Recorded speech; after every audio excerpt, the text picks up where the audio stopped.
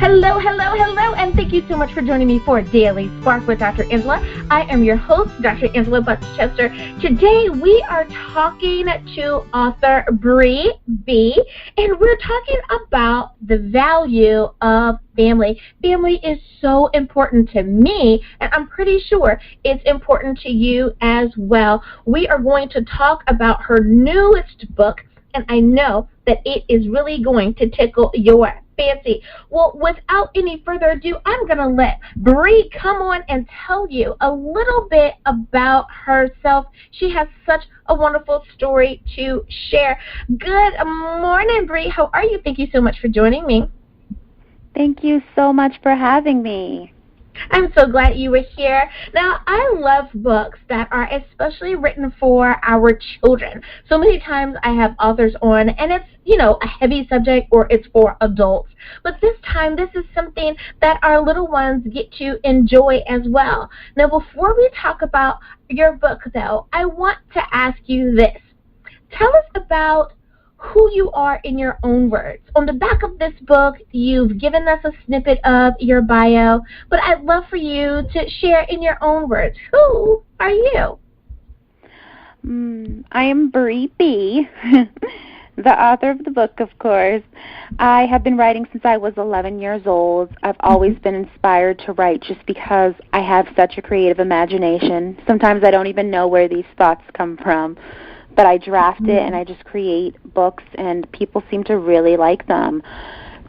Ever since I was a little girl, my mother always told me you should be a writer because what's in your heart and what's in your soul really does come out in paper, and it really entertains people.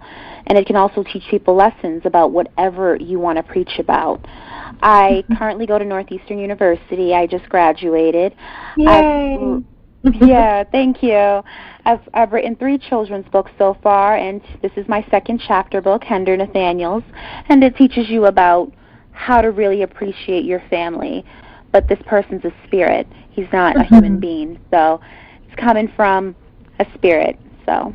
And I really like that. It's when I was much younger, there was a little character that we had, and it was, Casper the friendly ghost. And I liked how he was always, you wouldn't just say Casper, he was always the friendly ghost, because they wanted people to know that it's like, hey, this is something that's for kids.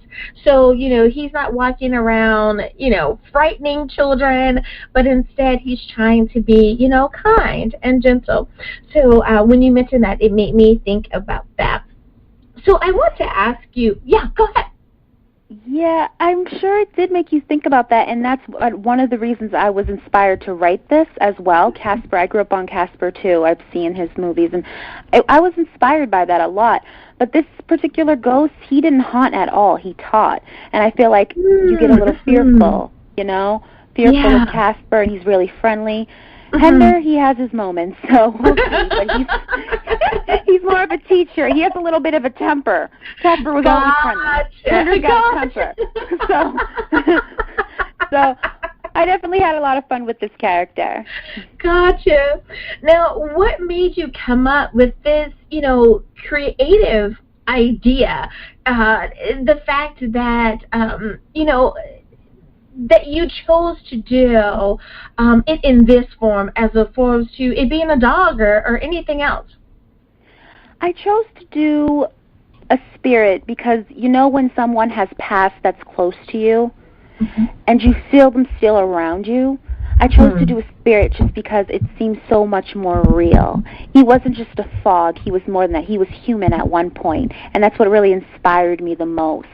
And he wasn't there to harm anyone. He wasn't there to haunt, but he was there to actually teach a lesson. And Hender Nathaniels is actually from the 1800s. He's not just he's not a ghost that was like Casper, a big fog. And he was once a living human being at one point. And when he passed away, he stayed in this house that the Westlyn family moved into, and he wanted to help this family because even though they were a loving family, they still had their problems, and no family's perfect, and he was able to fill in the void that they needed by helping them Now, what inspired you to become an author? Ever since I was a little girl, I would come up with these ridiculous stories in my head, and I would go to my parents and I say, listen to my story, I have the story to tell you. And my parents were the ones who told me to start writing, because what you envision is not normal. It's not, I shouldn't say it's not normal, but it's definitely different. Like, it's very different, and people would enjoy the stories that I speak about, and that's what I want to show to the world. Like, everyone has a different imagination, and there's so many different ways to show it and to show it. I was excited about this. And that is such great advice. I like how you said your parents were very encouraging of you, and so many times that's the difference between someone starting, and I'm going to say on time, meaning that, you start walking in your purpose exactly when you need to, as opposed to it being delayed years because you didn't have that initial support team, or you didn't have someone that was being just your cheerleader, saying, you know what, if you think you can do it, go for it. And we really need those people. Now, don't get me wrong, we don't need people that are just blind cheerleaders, like, yay, do it, and it's a horrible idea, but we do need those people that can stand with us and say how amazing that is. That is really awesome. Now, are you going to continue to write in the future, do you feel? Do you have any projects that are kind of on the back burners right now? I do, but I'm drafting right now. There's a lot of projects that might come out. I'm just drafting. That's what I have to do before I start anything. I have to draft. And it's kind of funny that you just mentioned about how people aren't always your biggest cheerleaders. I think Hender Nathaniels is a really big cheerleader for this family, and he helps them along the way as well in the book. So, and he's even inspiring me, and he's my character. So, so he actually also does the kids' chores for them. They don't clean it right, he'll help you clean it right. And he helps them with their homework, and he's just this big motivational spirit. And you know how people say you're wise beyond your years? This 12-year-old boy is really wise beyond his years, and I feel like I've really found my purpose in this world. It's to be a writer. So I'm really excited to create new projects, even though I'm still drafting a little bit more. It takes some time, but I'm loving the ride. I'm loving the journey, the adventure. And congratulations for finding your purpose sooner as opposed to later. So many people decide that they're going to delay what they think is the truth, or delay what they think their ultimate purpose is because it doesn't line up with what either they've been taught, or what they've been shown, or what they believe to be true. And I say that in a very broad sense. I had a conversation the other day where it was so many times as women we are told or asked the question of, well, why do you want to do that? Because it just doesn't seem like it's something that a woman should do. Or you're asked, well, when could you possibly fit that into your schedule? Because some things just seem so overwhelming or so daunting to other people, when in fact they're quite perfect for you because the task is actually meant for you. So whatever your dream is. Right, exactly. So in your own words, what do you think makes Hender such a unique character? I would say his patience to really teach the family what they need to know. And it's like, it's coming from someone who lived once, and he even teaches the adults something. You know, he even teaches the adults what to do and what not to do with your children. And I feel like parents aren't always patient with their children all the time because they want them to be the best they can be, and sometimes even, when growing up. And Hender really teaches the parents patience, and he teaches the kids how to be better listeners. Because as kids, we always think we know. I know this, I know that. And he teaches them how to listen, as well as teaching the parents how to be patient. And I feel like Hender's unique just because of the message he tells to others. That's what makes him so unique. Well, Bri, before we go on break, I want to make sure that everyone is able to get in contact with you or pick up a copy of your book. So what is the best way to do that? Hender Nathaniels is now selling online on Barnes & Noble. It's also selling on Amazon. So all you have to do is Google it, and you can just find a copy online anywhere. Just type in Hender Nathaniels by Bri B, and you should be all set. Well, alrighty, listeners, now you know where to pick up your copy. We'll be back right after this.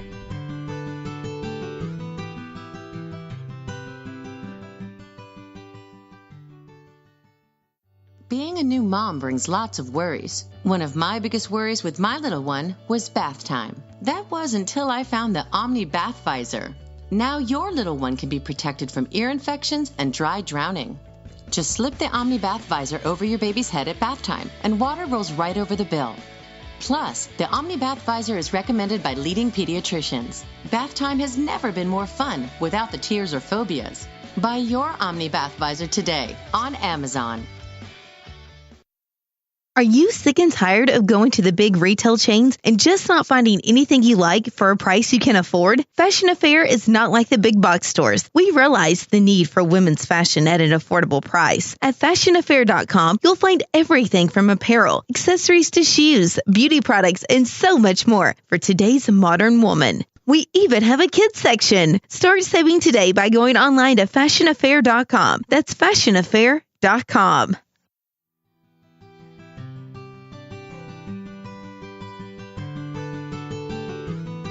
And we are back. Thank you so much for joining me for Daily Spark with Dr. Angela. I am your host, Dr. Angela Chester. Today, my guest is Bri B, and she is the author of Hender Nathaniels.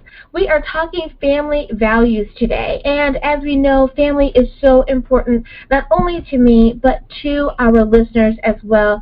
So what an appropriate topic for us to talk about today. Thank you so much, Bri, for being on the show and discussing your book today. So I wanted to ask, why do you think that families will be inspired by your book?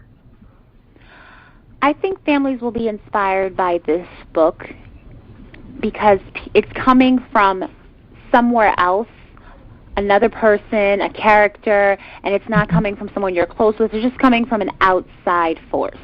Mm-hmm. You know what I mean? It's just, when you hear something from the outside, it sounds so much more realistic and just more positive in a sense because, oh, okay, this person knows what they're talking about. Because, you know, it's nice to hear, like, an outside opinion of things. You know what I mean? When you're so used to being stuck in this bubble, hearing everyone tell you what's right for yourself, you find out that, like, oh, there's someone else going through what I'm going through. You're just able to relate to these characters.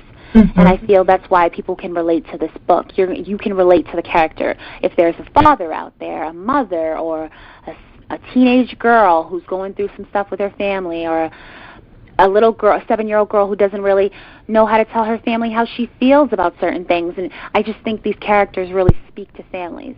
Yeah. That is so nice that you thought about that, because especially with everything that is going on in our world today, and especially when we think about, I'm going to put everyone together and say our students, because it doesn't matter if you're in elementary school or you're a college-age student, we know of the dramas that have been affecting our students lately, and to be able to have conversation and to be able to open up and have a really safe place to talk is so important. So I'm glad that you thought about that and gave a space for no matter what age group you are to be able to say, hey, this is important and you can definitely do that. Well, I want to ask, because I know that you mentioned it a little bit earlier and perhaps someone came and joined the show a little bit later, how many books have you published? 3 children's books and 2 chapter books so far, so altogether 5. Very different, though. Now, for those who may not be familiar, I have children, so I know the difference. But you said a children's book, you said a chapters book. What is a chapters book, and how is that different from all the other books? A children's book has a lot of more pictures and drawings, and it really brings out people's creativity with their artwork as well as words coming into it and really describing the pictures and what's going on, versus a chapter book. A chapter book is a book with many chapters, and it's the same story going on and on, or it could be different stories, but it's a lot of chapters. For example, a children's book that I wrote is about 10 pages, and a chapter book that I wrote, like Hender Nathaniel's, is about 319 pages. So it's a big difference between a children's book and a chapter book. So a chapter book is like a novel for children. It's kind of preparing them for the grown-up version of books. It can be young, yeah. Mostly young adults, though. Children are more into the pictures and the writing and pointing to those pictures.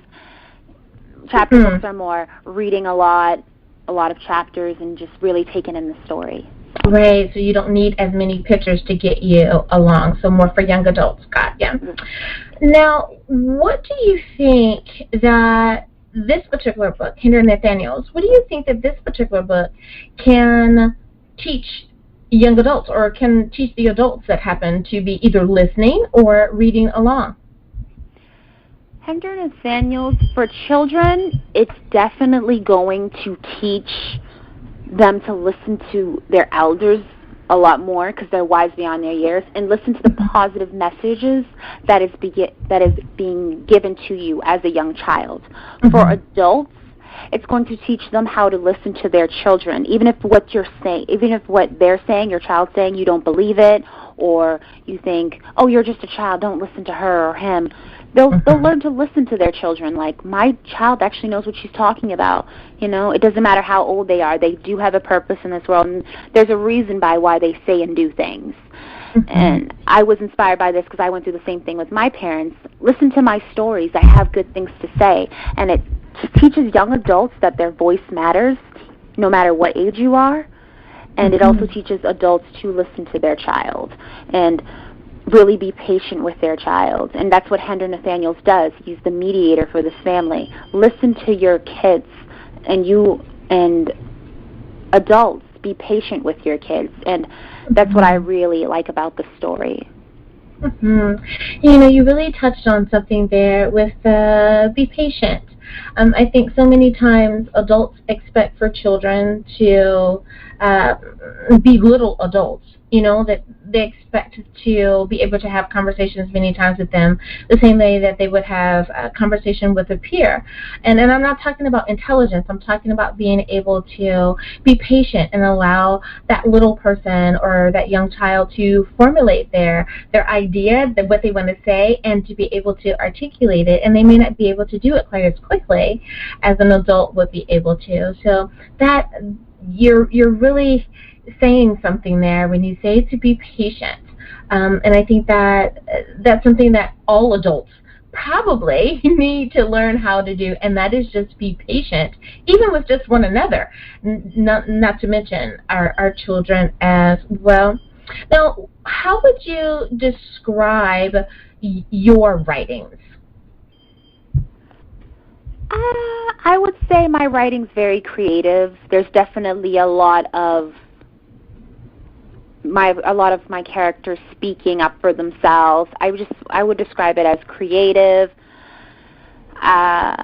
If I were to say where I need to work on, you know, you write so fast when you become an author, maybe a little editing marks here and there. No one's perfect. I'm not perfect, you know.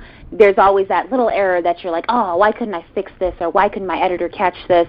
And that's normal for a writer, and that's one of the things that frustrate me about writing. There's always that little glitch, and that's perfectly normal as an author, but it doesn't take away from the message of the story. You're a creator, and when I create, I see things differently, and I know a lot of people out there can relate. to it and let nothing negative stop you. And if I were to describe my writing, it would just be nothing but creativity, drive, and passion. And you feel that fire within my characters. They want to speak up for themselves, and they want to become their own person at the same time. And I think that's a lot of what the youth struggles with. And I write about a lot of youth struggles and children, what they're thinking, and how they want to be creators. And that's what I became, a creator. Yes, and that really needs to be highlighted. I don't think that many times people use that word when they talk about authors. And what a wonderful word that we need to add in there, that you are a creator. You are creating an image, a picture, a feeling, an atmosphere, even a memory for anyone who chooses to read your book. That is so true. Because I've read some really, really, really good books.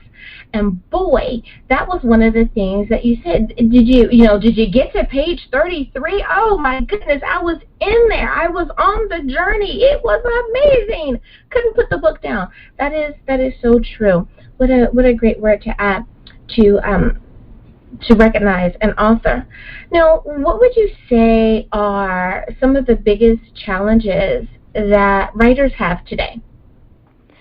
Definitely the editing. There's always that little glitches, and you're always afraid of what are people going to think? I messed that up. That's such a small word. And I would also say the publication process. It's really not easy to publish. I admire anyone who publishes, and it's also really not cheap. Not to discourage anyone, but it can be done if you're willing to take the steps. And everything is done in steps. You have to crawl before you walk, It's all a step-by-step process. I think that's one of the challenging things about being an author, and it is quite a weight. Hender Nathaniels took me 5 years to write because I was so busy with school and everything going on in my life, but the time it took was very much appreciated because I was able to think through my thoughts, draft more, make it perfect my creation. So, Now, what do you see your books turning into in the future? I don't want to get ahead of myself, but honestly, I don't want to jinx anything. Honestly, I think it just, whatever it is meant to be, it'll be. I did my part of the work. I put it out there. I marketed it. I had a whole team. I thank my team every day, my marketers, my editors. And if I were to look into the future right now, I wouldn't doubt that it wouldn't become a movie or a Disney Channel movie. If I really, I think positive. I hope that one day it does become movies, but even if it doesn't, I'm fine. I got my message out there, and that's all that matters. Now, I love the optimism. We have to speak it into existence. So I am very big on that. Yes, yes, yes. And if that is what the future holds, may it be yours. I agree with you on that. Well, Bri, it is almost time for us to go to break, but I want to make sure that everyone is able to get a copy of your book or, get in contact with you. What would you say is the best way to do that? I would say just go on barnesandnoble.com or amazon.com. They're everywhere. It's viral. And just type in Hender Nathaniels by Bri B. Alrighty, listeners, you heard it. We need to go to break. We'll be back right after this.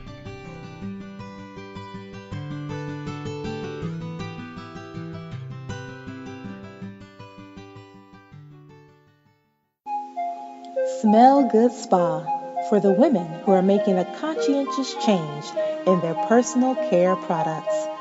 Specializing in signature fragrance oils, hand-dipped incense, and wholesome bath and body and personal care products.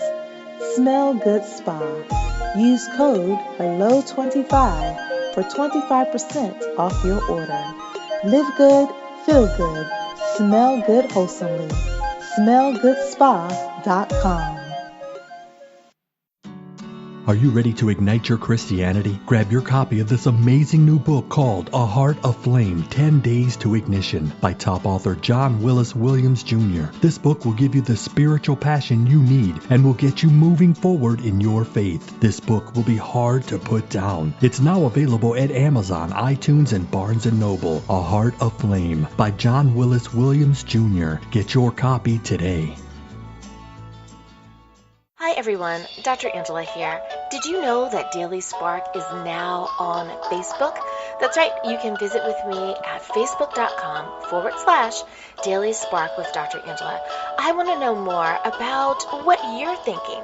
I'd love to know, which interview did you find the most entertaining or the most informative?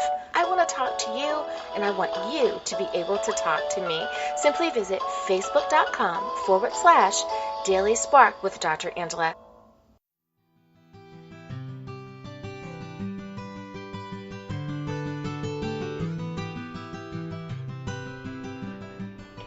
And we are back. Thank you so much for joining me for Daily Spark with Dr. Angela. I am your host, Dr. Angela Chester. Today, my guest is Bri B, and she is the author of Hender Nathaniels, and we're talking the value of family today. I love how her book has included this little spirit that helps out with the family. That is so incredibly awesome. We need more books that are family-oriented. Well, I want to kind of flip the script just a little bit, and we've talked about your book, but there may be someone out there who is an aspiring author. And anytime I can kind of pick the author brain for those folks, I like to do that. So I'm just going to ask you kind of some very one-size-fits-all kind of questions, if you will, okay? So the first question I have for you is, when you're writing, do you find that it energizes you or does it exhaust you? It depends, honestly, on the environment I'm in and the mood I'm in with my writing. If I'm in a quiet space, I can literally hear my character speaking and envision them standing right in front of me. So that part excites me and gets me really energized, because now I'm creating this character, and I can, like, change anything I want to about it. I can make it do what I want.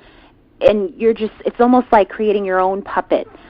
But the puppet's there to do a job. So that part energizes me. It's like a little girl playing with her dolls.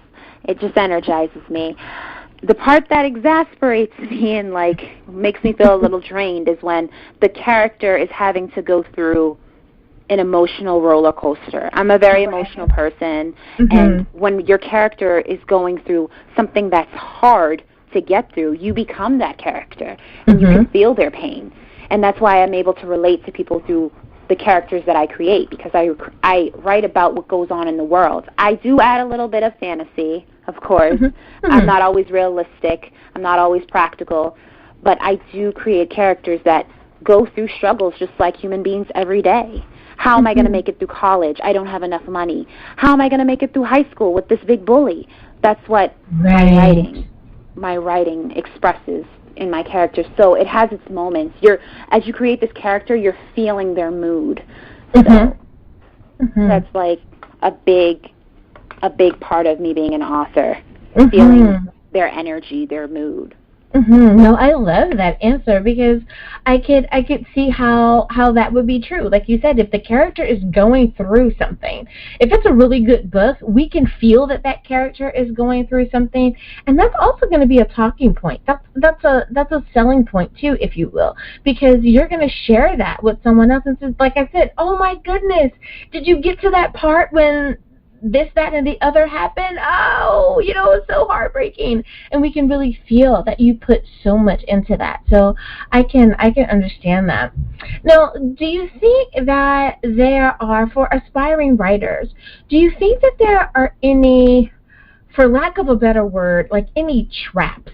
Are there any pitfalls or things that can really kind of derail an aspiring writer, be it that it happened to you or someone else that you know? Have you ever had that conversation? I have, and I got caught in many traps when it came to publishing my book and getting my writing out there. You don't know who to trust, you don't know who not to trust. That's the world we live in. But you are educated enough to know sense from nonsense. And, if a book gets published on just Amazon, people will recognize it, but will it go as far as it needs to go? Probably not. So I would say what derails people from being a writer is just the time commitment it takes and the money sometimes behind it that it takes. It's not cheap. It's not always cheap. You do have to put out a little bit of your dollar bills.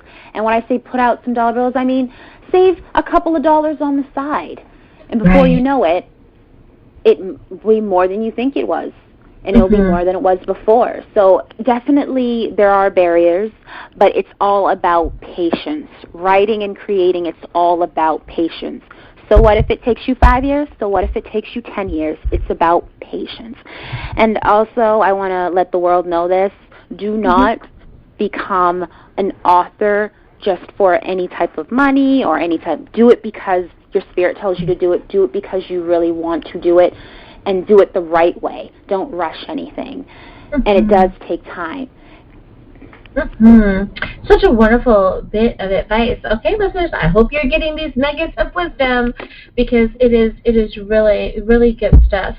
Now, I want to ask you, Bri, and people always ask this question, if you could go back in time or if you could talk to your younger self. So here goes your younger self question. If you could tell your younger writer, your younger writing self anything, hindsight is 20/20. What would you tell your younger writing self? Stop rushing. You have time. All you have is time. Stop rushing. You're not going to go any faster if you're speeding, and then you trip, and then you hurt yourself. Then what? You can't keep running, right? You can't keep running the race. You have to take your baby steps. Crawl before you walk. Take a deep breath, I would tell myself. You'll get to your end goal. You just have to take the steps to get there. That's what I would tell myself. And I'm a person that loves to get to the next story. There was times when I was writing like 4 books at a time. But that was the wrong thing to do because it's like you need to take each book and work on one before you work on another. And that's what gets the story going, and you won't be missing out on those little points that you need to tell people. But it's really funny that you say that because we have all, at some particular point in our lives, we've all fallen victim to the multitasking, trying to spread ourselves so thin. And I'm so glad that you mentioned that because I actually did a workshop on single tasking and the power of single tasking instead of trying to give 25% to 4 different projects. What if we actually gave 100% to just one? How awesome that one thing would be. So I'm so glad that you mentioned that because there's probably someone right now going, is that what the problem is? Oh my goodness. Yes, just stick to the one thing. Now, I want to ask you, most writers are so funny when they talk about English class. Either, oh yeah, I was really great in English. I had a few said, I did horribly in English, but yet I loved writing and I wanted to continue. So I want to ask you, do you remember at what age you were or if there was a particular experience that happened when you learned that language had power, that the written word had power? I would say when I read my first Bible, I started to glorify the English language because how you can touch someone's spirit with just the words. When I read my first Bible as a child, just the stories, even those stories inspired me to be a writer. I feel that it's always that first book or that first prayer you read, or even if it's a newspaper, whatever excites you. And that's what I want people to try and see. Try to find something that excites you. And to be honest, when I was a young child, I didn't even like reading that much. It's just I couldn't find the right book that excites me. that was the problem. It wasn't that I didn't like reading. It wasn't that I didn't like English. It was just that it didn't interest me. And once you find that one thing that interests you, nothing can pull you away from it. You want to do it more and more and more. And I feel that if people find things that interest them, things will be so much better in the world because they'll be doing something that they love. Just as long as it's legal, you know. As long as it's legal. As long as it's legal, if it interests you, no one can take it away from you, and let it become your passion because you love it. And that's what I really am inspired to do. I'm inspired to write just because I found that one thing in English that I loved, which is using English to share my imagination with the world. That's what English is there for. Speak, please speak. Write down how you feel. It could be a diary, and that's what I found in reading and writing. So it's all about that what excites you, that spark. Yeah. I love it. Now, there are so many understandings of, speaking of the English language, we can have so many different definitions for one word. And the one word that I'm going to ask you about now is the word success. So the question I have for you is, what does literary success look like to you? A lot of people probably would say a best-selling author, and I want to say that, but I can't say that anymore because success, in my definition of success, is anything that makes you happy.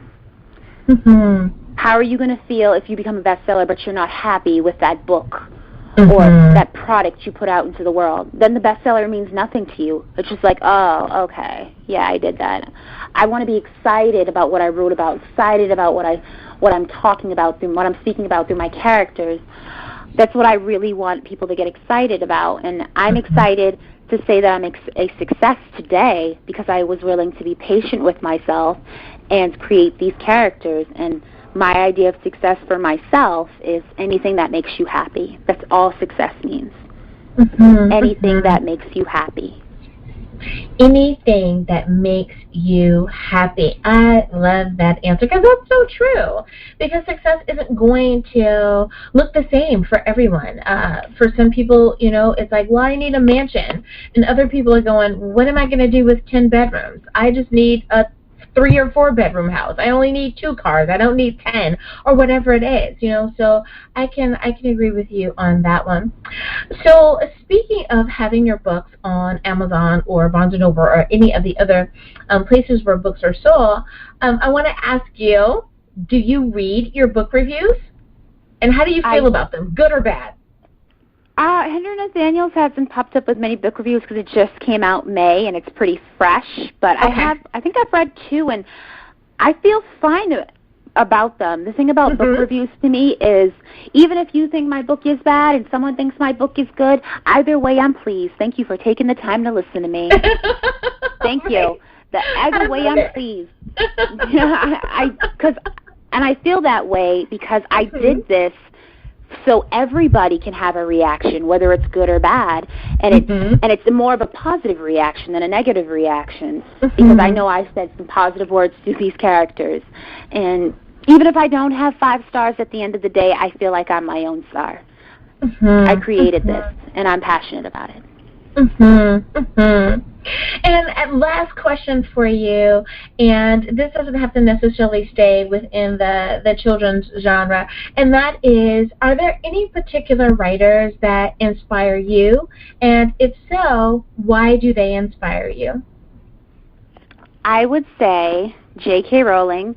I grew up reading her, Harry Potter, and she's played a big part of my life growing up reading her books, and the success behind her book was so amazing, but just the story, she went into this world where no one else lived, no one else knew about, and she just went into her own world and created this vision, and that excites me about her writing. And another one is Stephen King. He scares people with his writing, but it's his own, you know what I mean? Right. He doesn't care what anyone else thinks. When you read his work, you're like, this man is not right. But guess what? When you listen to my stories, you're going to say, this girl is not as sane. She's a ghost that does your dishes at night, a ghost that sets the table, a ghost that cooks and cleans. What goes on in her world? I want to live it. And that's what I want people to feel. I want people to be like, wow, what an imagination. And we're all different writers, and I just feel like whatever you come up with, just let it be your own. And those writers inspired me because they did their own thing. And now it's time for me to do mine. I love it. I love it. Well, Bri B, thank you so much for spending time on Daily Spark with Dr. Angela today. I really appreciate your interview today. Thank you so much for having me. I look forward to speaking with you about all my other creations. That's right. That's right. Well, listeners, thank you so much for joining me as well. And as always, may the Lord continue to shine His face upon you. May you receive His grace and His mercy in all that you do. Until next time, everyone, be blessed in the Lord. Bye-bye.